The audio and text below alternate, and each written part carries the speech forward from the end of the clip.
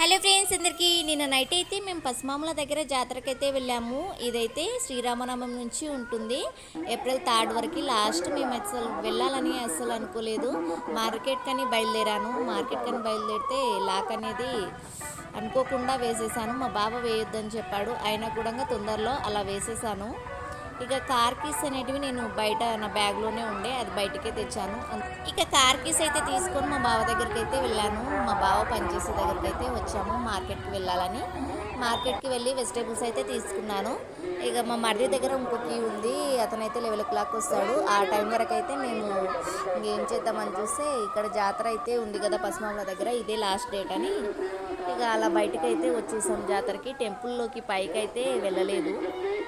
Temple లోపల చాలా బాగుంటుందంట. వెళ్ళిన వాళ్ళైతే మా బావ వాళ్ళ ఫ్రెండ్స్ అయితే చెప్పారు.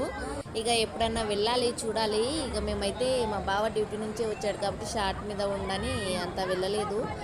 అసలు రావాలని అనుకోలేదు, అనుకోకుండా అలా వచ్చాము. ఇక కిందనే టెంపుల్ కింద అయితే మొత్తం చూస్తున్నాము. చిన్నపిల్లలకైతే చాలా బాగున్నాయి గేమ్స్ అయితే. వాటర్ బోటింగ్ కానీ ఇలా ట్రైన్స్ ఎక్కడం చాలా బాగుంది. నాకైతే చాలా నచ్చింది జాతర అయితే. ఇక నేనైతే అంత వీడియో కూడా తీసుకోలేదు, అలా మొత్తం చూపిస్తున్నాను. కానీ మా బావ ఇంకా చిన్ననే చూపించాను. ఇక్కడ నైట్ మొత్తం మంచిగా కథ చెప్తున్నారు. ఊర్లలో మనం ఏమైనా కథ ఉంటే నైట్ మొత్తం అక్కడ పడుకొని చూస్తుంటాం కదా, అలా అయితే బెడ్షీట్ వేసుకొని మంచిగా చూడొచ్చు. చాలా బాగుంది.